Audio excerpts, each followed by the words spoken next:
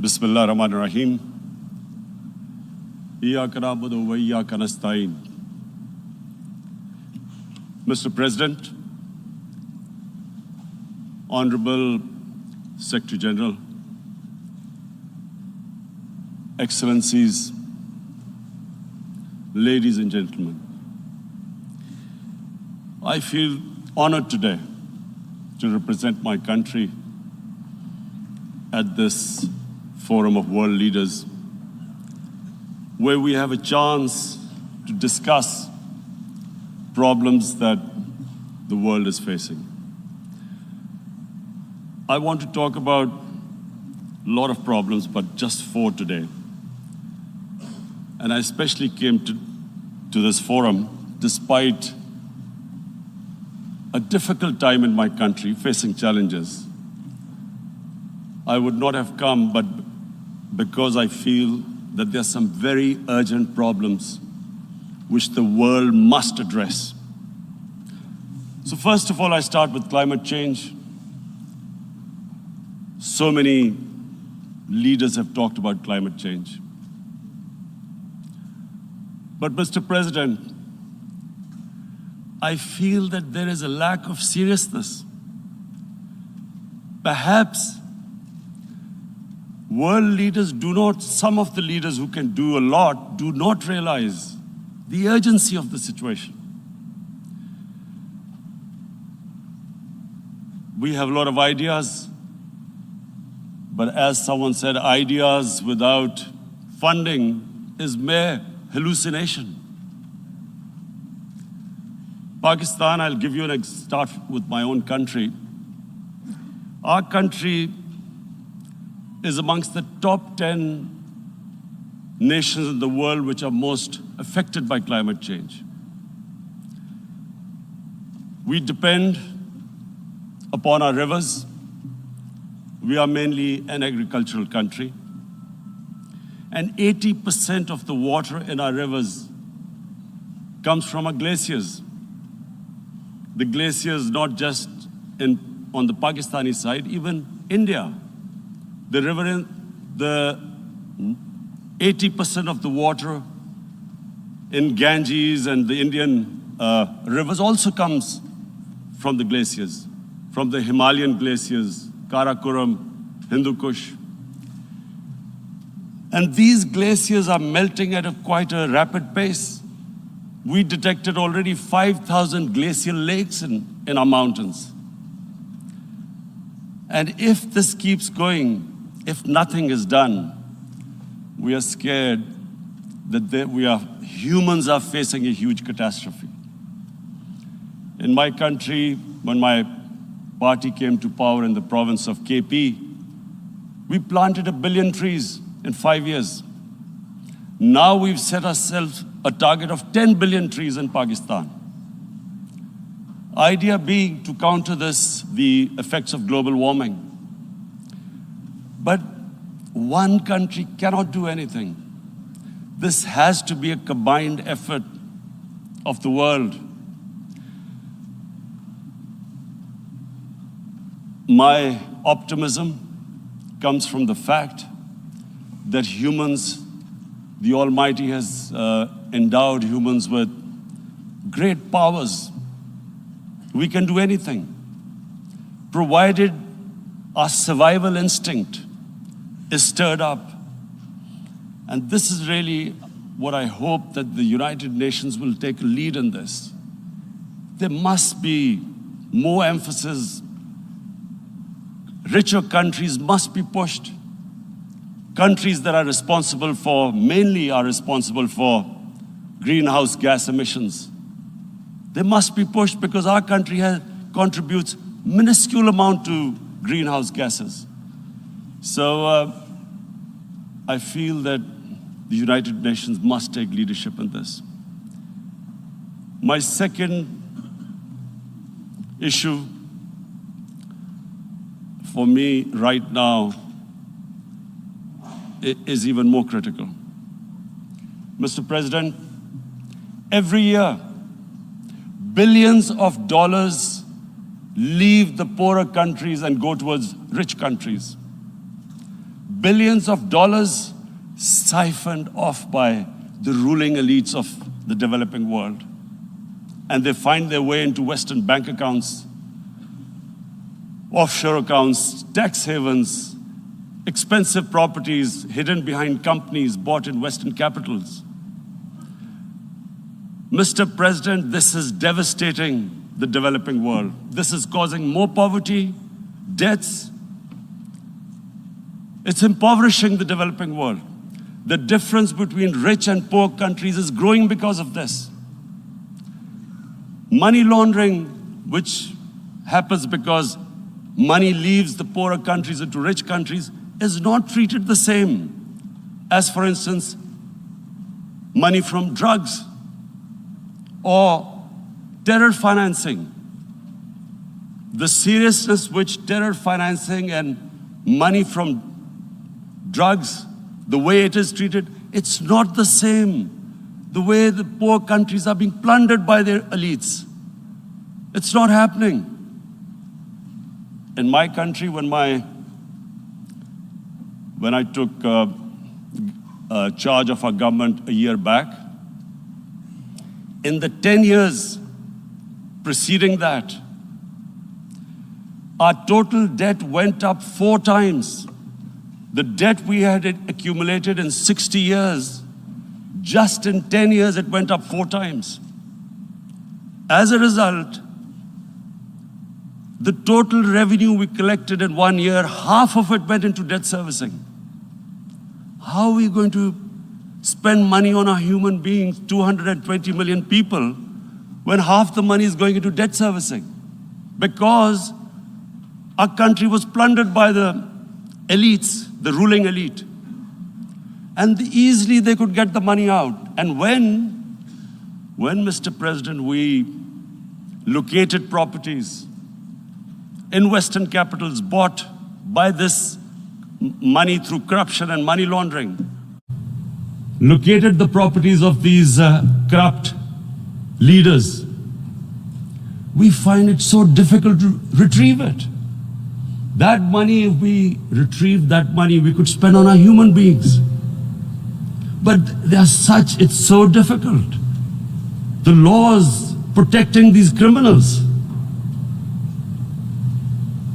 We do not have the sort of money to have expensive lawyers and spend millions and millions of dollars. We need help from the rich countries. And Mr. President, it's critical. The rich countries must show political will. They cannot allow this to happen. How can the poor countries spend money on human development, which the United Nations asks, SDG? How are we going to do it when this money can easily leave our countries? So, unless the rich countries intend to build walls to stop economic refugees coming as we see right now, they must take action. They must take action now. It must be a deterrent. Corrupt ruling elites should not be able to take money out easily and park it into foreign bank accounts and into these properties abroad. And I never understand why. Why do we have these tax havens? Why is this allowed? Why shouldn't rich people pay taxes? Why is it legal to have these tax havens where you have these secret accounts? Because, world is changing. The population of the world is growing. Sooner or later, you're going to have a crisis. If the poor get poorer and the rich get richer, there is going to be a crisis sooner or later. So this is my second point. I hope that the United Nations takes a lead in this. It involves the IMF, the World Bank, Asian Development Bank. They must find a way of stopping this plunder of the developing world. My third point is Islamophobia. There are 1.3 billion Muslims in this world. There are millions of Muslims living in other countries, European countries, in the US, as minorities. Islamophobia since 9/11 has grown at a pace where it is alarming. Human communities live together.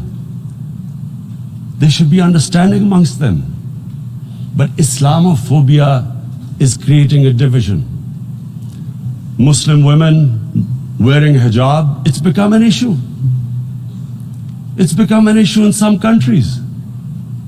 Hijab is some sort of a weapon. A woman can take off her clothes in countries, but she can't put on more clothes. How is this happening? Because of Islamophobia. And how did this Islamophobia start? After 9/11. And why did it start? Because certain Western leaders equated terrorism with Islam. Islamic terrorism. Radical Islam. What is radical Islam? There is only one Islam, and that is the Islam we follow of Prophet Muhammad sallallahu alaihi wasallam. There is no other Islam.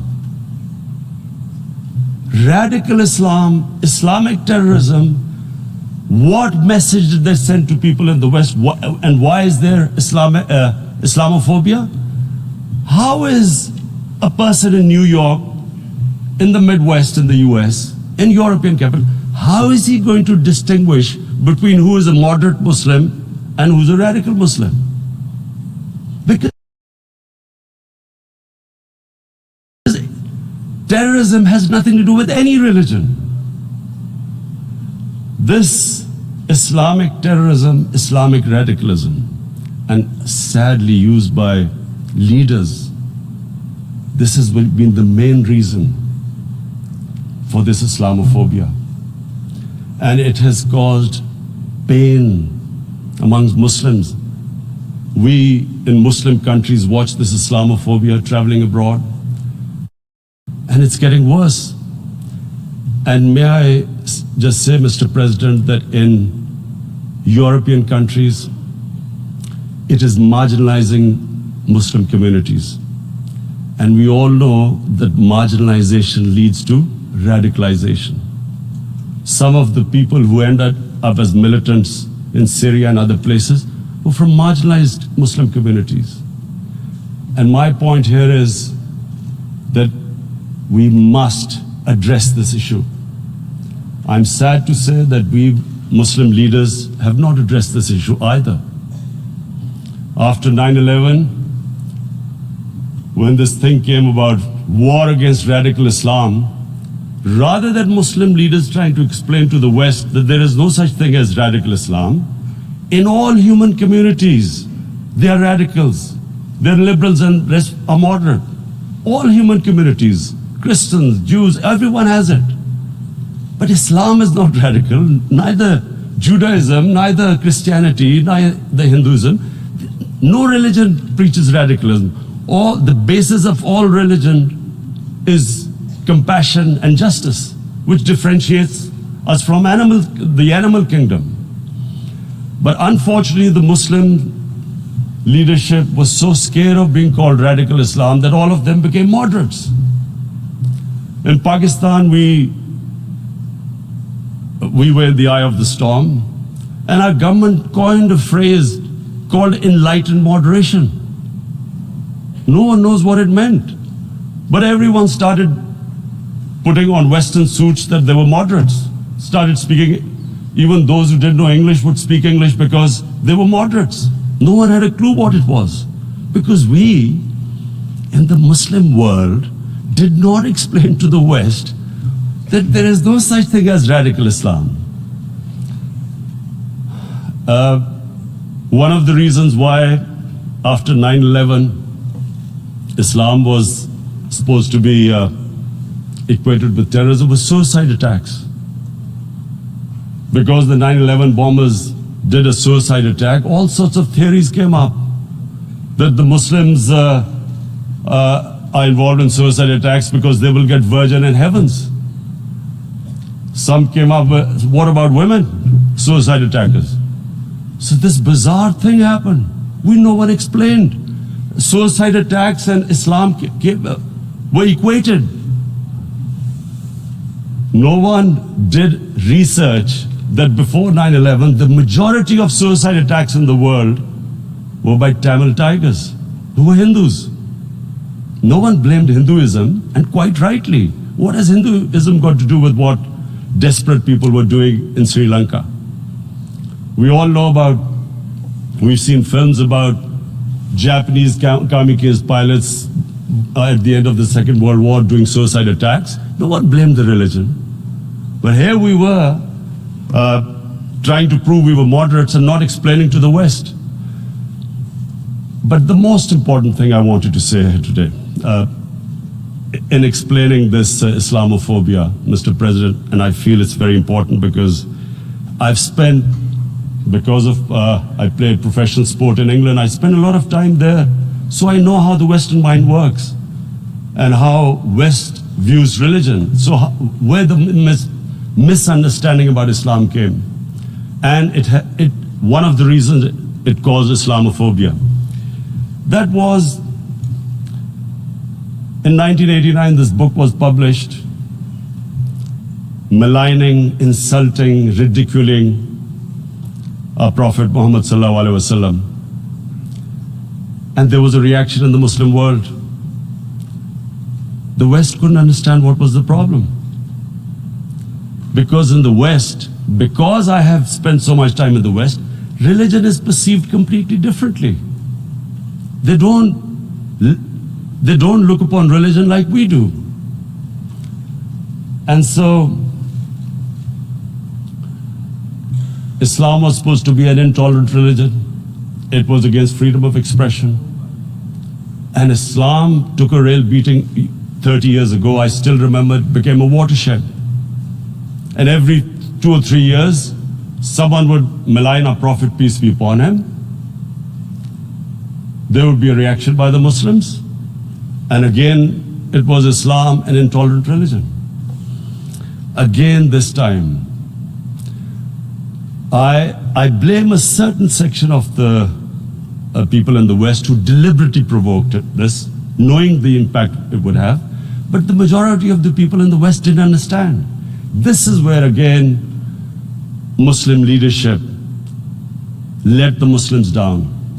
We should have explained to them what our Prophet, peace be upon him, means to us. So in 1 minute, I'll try and explain what he means to us. Our Prophet was the witness to the divine book, the Holy Quran. The Holy Quran is the book of guidance for Muslims, and the Prophet's life was living the Quran. He was an example of what the Quran guided us to be. So he is the ideal we all try to get to.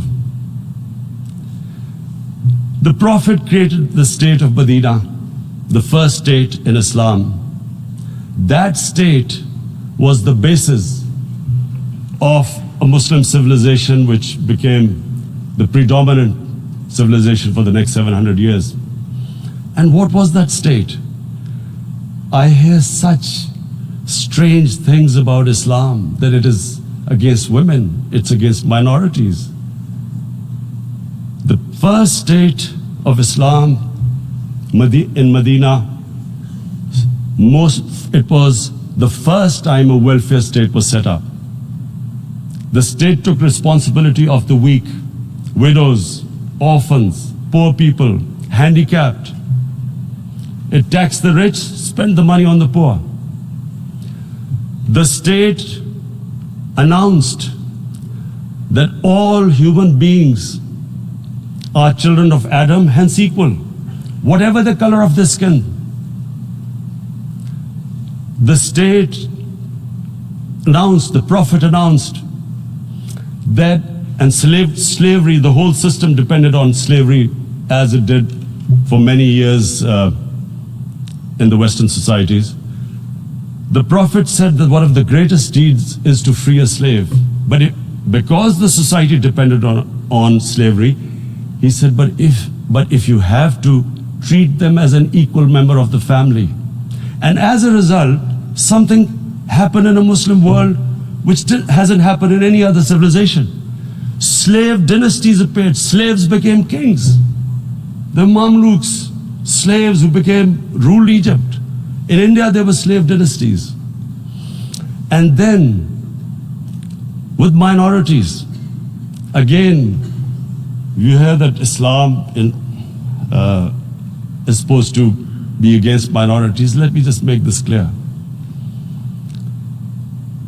In Islam, the Prophet announced that everyone was free to practice his religion.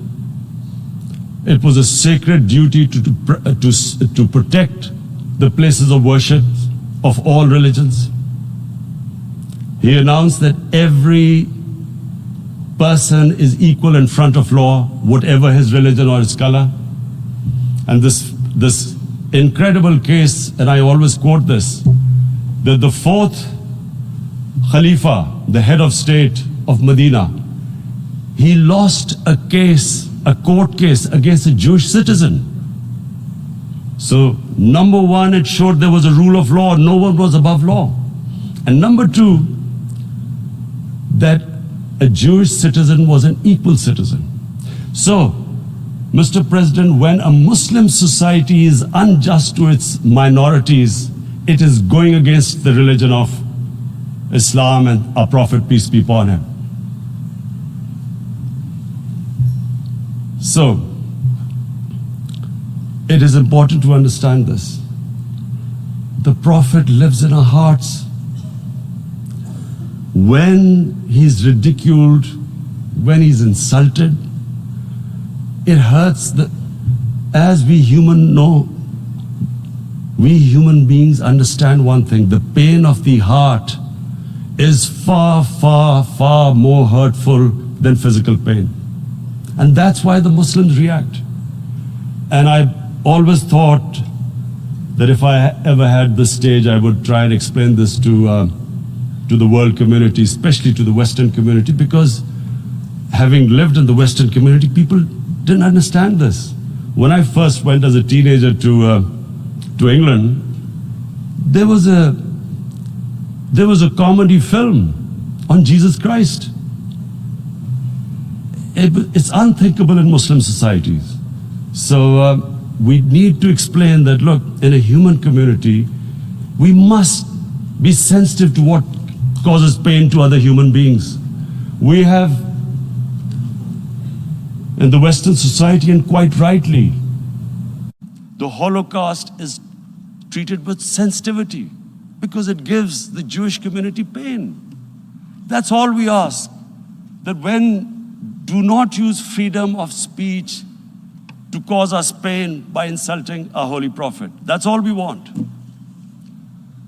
And now, the number fourth point, Mr. President, and this is the most critical point, is the reason why I especially came here. It is about what is happening in Kashmir. Before I go on this, I want to make one thing clear, that when we came to power, my first priority was that Pakistan would be a country which will try its best to bring peace. We had been through this war on terror. We joined the United States war on terror after 2001. And Pakistan went through one of its worst periods where 70,000 Pakistanis died and over 150 billion was lost to our economy. And Mr. President, I opposed the war because in the 80s, Pakistan had joined the Western countries in what was the freedom struggle then in Afghanistan against the Soviets. And it was funded by the Western countries. These Mujahideen groups, which were treated in guerrilla warfare, were trained by Pakistan Army, funded by the Western countries, and especially US, and they waged what was a freedom struggle in Afghanistan. The Soviets called them terrorists. We called them freedom fighters. 1989, the Soviets retreated. The Americans packed up and left. Pakistan was left with these groups. Come 9/11, Pakistan joined the United States in this war on terror. And now our government was supposed to, the reason why I opposed joining this war, because here we had indoctrinated them in jihad, meaning freedom struggle against foreign occupation. Now, because we had joined the US and the US had occupied Afghanistan, now we were supposed to tell them that no, this is not freedom struggle and jihad, it's terrorism. So that's why I tried to tell then government that, stay neutral because you will have leverage over them. You will be able to control them. But if you join them, you become collaborators and they will attack you, which is what happened. They turned against us. We went through a nightmare. 70,000 people killed in a war we had nothing to do with. No Pakistani was involved in 9/11. Taliban were in Afghanistan. Al-Qaeda was in Afghanistan. What had we to do with it? 70,000 Pakistanis died. So when we came to power, we decided that we would dismantle what was left of these groups. And this decision was taken not just by us, but by all the political parties in Pakistan. Unfortunately, they didn't implement it. So we came to power, we decided to implement it, and we dismantled whatever was left of the groups. And I know that India keeps accusing us that there are these groups there. I would like the United Nations to send observers, see for themselves what we've done. No Pakistani government would have dared to do this because it would have created strife. But we decided that there would be no militant organizations in Pakistan. So I need to give you this background and to what I'm going to say later on. And secondly, we started mending fences. I invited the Afghan president. We developed a relationship with Afghanistan. We had problems with Iran. We mended fences there. And then India. Now let me just give you a little background about my relationship with India. Because of cricket, and cricket being it's a passion in the subcontinent, I had great following in India. I have friends in India, and I loved going to India. So immediately, when my party came to power, the first thing we did was to immediately reach out to India. And I spoke to President Modi and I said, look, we have similar problems. Climate change, poverty, let's get together. Let's resolve our differences through trade. Let's build a relationship on trust. Prime Minister Modi told me that, there were terrorist attacks from Pakistan. I said, we have problems with you. There are terrorist attacks which we know are instigated by India in Balochistan. We caught a spy, Kulbhushan Yadav, who admitted what the sabotage going on in Karachi and Balochistan. So we said, look, let's leave that behind. Let's move forward. Our main priority should be our people. The highest number of poor people live in the Indian subcontinent. Unfortunately, didn't make any headways. Our foreign minister was supposed to meet on this in the UNGA last year. India canceled it. We thought that it's their election coming up. It's a nationalist, ultra-nationalist party. It doesn't want to cozy up to Pakistan.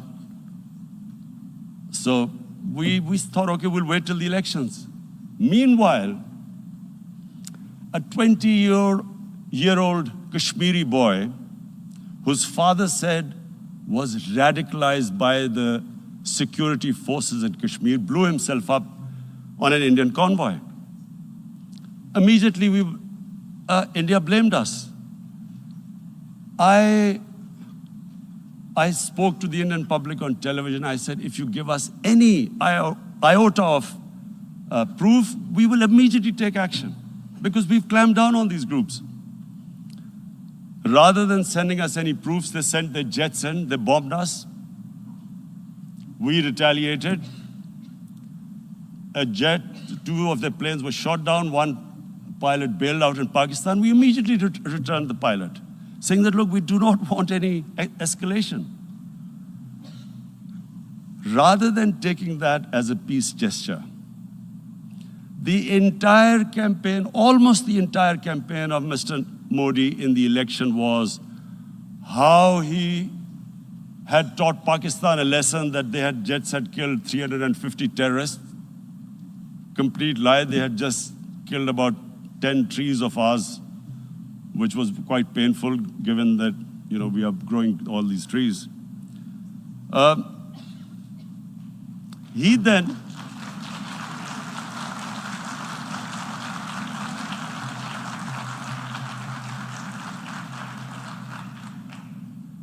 the election campaign, Mr. Modi used words like, this is just a trailer, the movie is about to start. I went into Pakistan and taught them a lesson. This was the election campaign.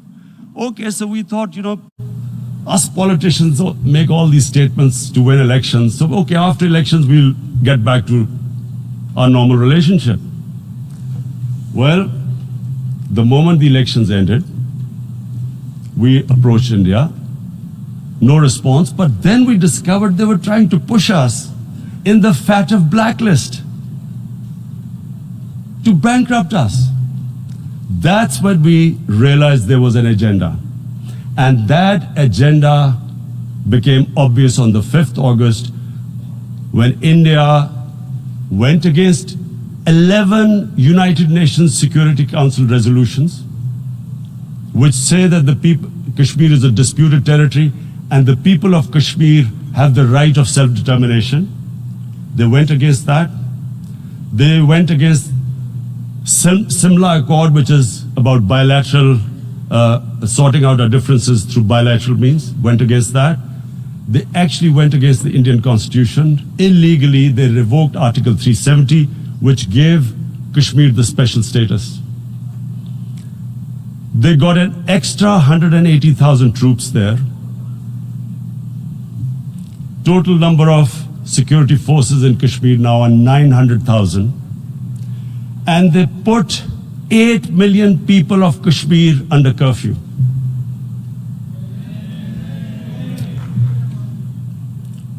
Mr. President,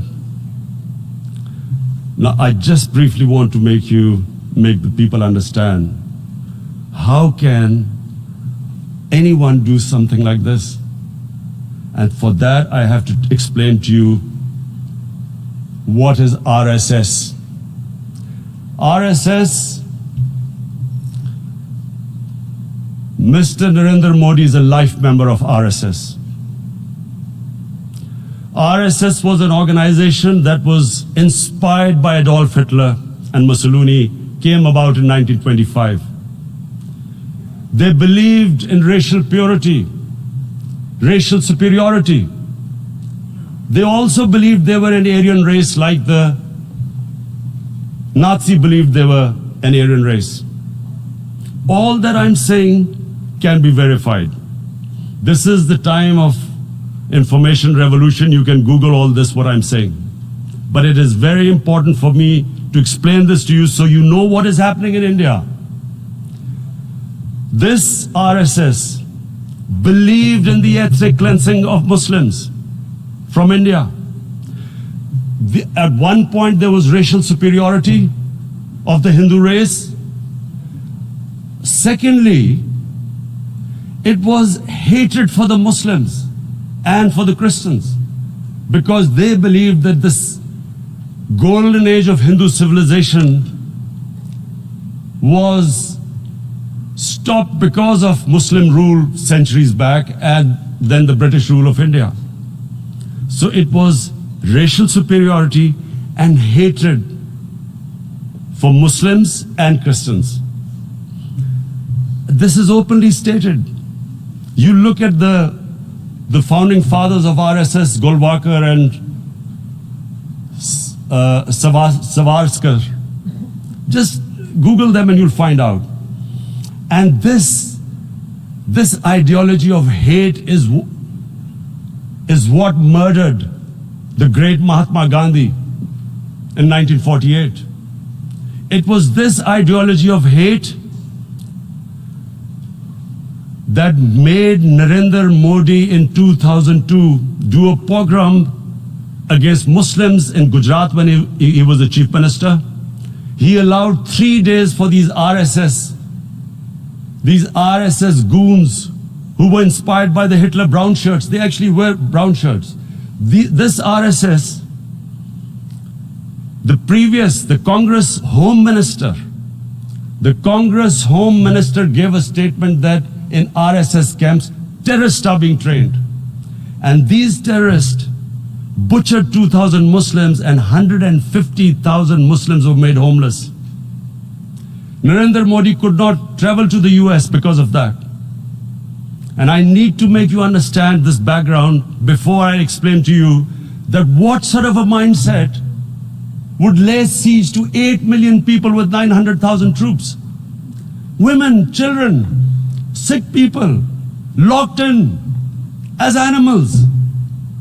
In fact, of what I know of England, if 8 million animals were locked in, the RSPCA would have made a lot of noise about it.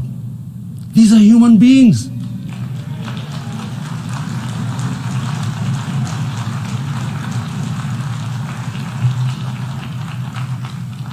And Mr. President, what comes with racial superiority, these illusions of Aryan superior race, is arrogance. The two go together. And it's arrogance that makes people make mistakes and do stupid things. Cruel things like what Narendra Modi has done. It's sheer arrogance. And it's arrogance that has blinded him from the fact that what is going to happen when the curfew is lifted. Has he thought about it? This hasn't been thought through. What is he going to do when he lifts the curfew? Does he think that people of Kashmir will quietly accept the status quo because India has changed the constitution and taken away the special status? They'll accept that? Mr. President, 100,000 Kashmiris have died in the past 30 years because they were denied the right given by the United Nations, the right for self-determination. 100,000 have died and 11,000 women have been raped. There are two United Nations human rights reports on this. The world hasn't done anything because India is a huge market, 1.2 billion people. Sadly, the material prevails over the human. But this has serious consequences. Again, I repeat, that's why I'm here. Look, what is going to happen when the curfew is lifted will be a bloodbath. The people will come out. There are 900,000 troops there. They haven't come to, as Narendra Modi says, he's done this for prosperity of Kashmir. This is supposed to be for the development. These 900,000 troops, what are they going to do when they come out? There'll be a bloodbath. Has he thought it through what happens then? Mr. President, has anyone thought that what happens when there is a bloodbath? What do you think the impact will have on people of Kashmir? What do you think they will think? The way they have been boxed in their houses, treated like worse than animals, no rights. Thousands of all the political leadership has been arrested, taken out of Kashmir. Even those Kashmiri leaders who were pro-India have been taken out. 13,000 boys have been picked up and taken to God knows which destinations. So what do they think? What will the people of Kashmir do when they lift the curfew? They will be out in the streets. And what will these soldiers do? They will shoot them. They've already used pellet guns, blinded young boys. In the last 6 years, the 5 years, the oppression that has gone on in Kashmir. And so, Kashmiris will be further radicalized. Mr. President, there will be another Pulwama. And guess what? India will blame us. They're already blaming us. They're saying all this is happening because of Pakistan. One of their defense ministers said there are 500 terrorists lined up on the border to go in. Why would Pakistan send 500 terrorists when there are 900,000 troops? What impact are they going to make? What will they do? And why would? Don't we know that the moment there is some terrorist attack, all that will happen is there'll be further cruelty and oppression of the people of Kashmir. We will just give the 900,000 troops to further crush the people of Kashmir. And then we'll give the Indian government an excuse that, look, Pakistan is a terrorist state, and this mantra that has gone on, Islamic terrorism. The moment you use this catchword, Islamic terrorism, the whole world turns away. No one talks about human rights. You can do whatever you want, which is what has happened in Kashmir, because they keep using this word, Islamic terrorism. And this is what they're doing right now. What do we benefit from further increasing the cruelty on the people of Kashmir? And why would we want this? But there is no other narrative left for India. As when they lift the curfew, whatever happens, Pakistan will be blamed, and there is always a danger of another Pulwama. They might come and bomb us again, and then another cycle might start. And what does Narendra Modi think? That 180 million Muslims of India are thinking right now. Aren't they watching these Kashmiris stuck inside for 55 days they've been stuck in? Aren't they watching? What do you think? Don't you think that the Muslims will be radicalized in India? And I'm talking about 180 million people. And when they get radicalized, there will be some incident in India somewhere down the line. Again, we will be blamed. And I'm warning you right now, again, we will be blamed. And Mr. President, what about 1.3 billion Muslims who are watching this? And they know that it is only happening in Kashmir because they're Kashmiri Muslims. This is not happening to Kashmiri Hindus. They know that this is happening because of their religion. So what do you think they will be thinking? What do you think the Jewish community would think if they were, forget 8,000 Jews stuck like this? What do you think Europeans would think? What do we think? I mean, any human community, if their members are stuck like that, what do you think they will think? Are we a children of a lesser God? Is it not going to cause us pain? And then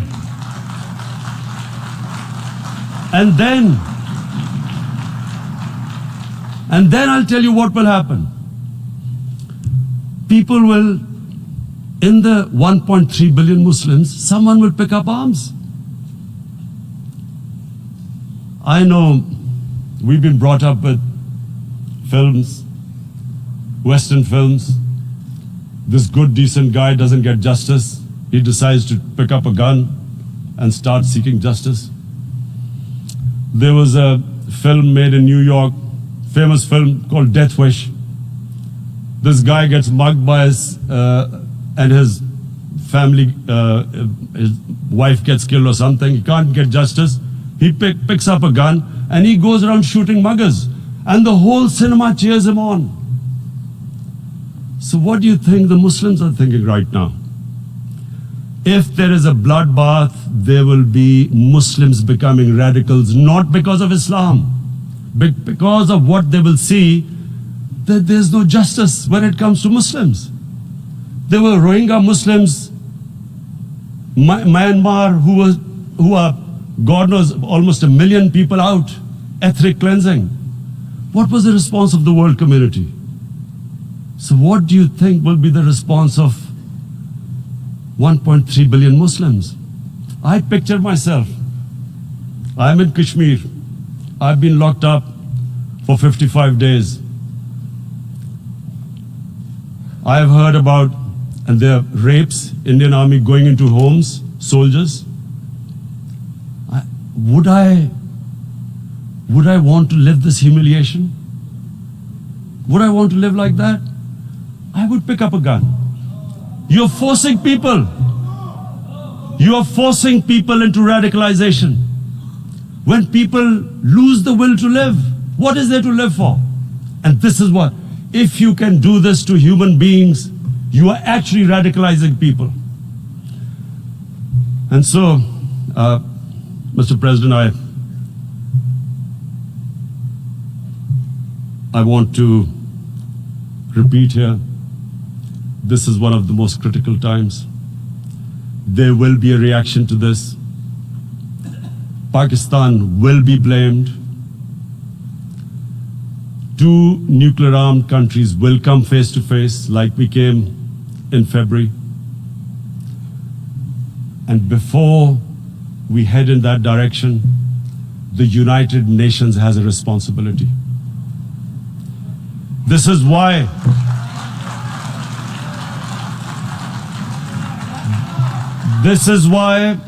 the United Nations came into being in 1945. You were supposed to stop this happening.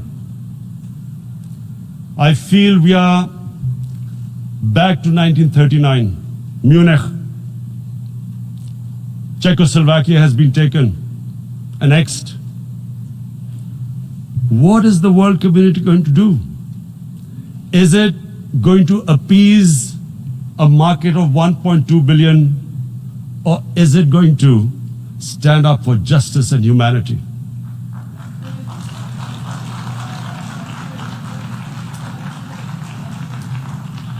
If this goes wrong, you hope for the best, but be prepared for the worst. If a conventional war starts between the 2 countries, Mr. President, if a conventional war starts, and anything could happen, but supposing a country 7 times smaller than its neighbor is faced with the choice, either you surrender or you fight for your freedom till death, what will we do? I ask myself this question. And my belief is, La ilaha illallah, there is no God but one. And we will fight. And when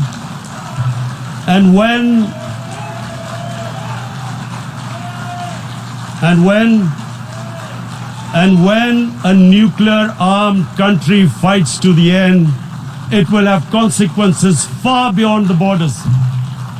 It will have consequences for the world, which is why I repeat I'm here. Because I'm warning you, it's not a threat.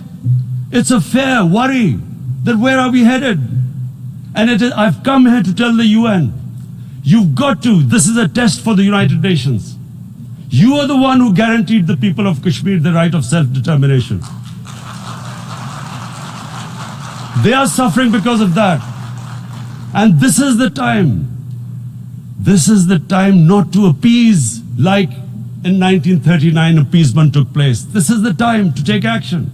And number 1 action must be that India must lift this inhuman curfew, which has lasted for 55 days. It must free all political prisoners, and especially those 13,000 boys that have been picked up. Parents don't know where they've disappeared. And then the world community must give the people of Kashmir the right of self-determination. Thank you.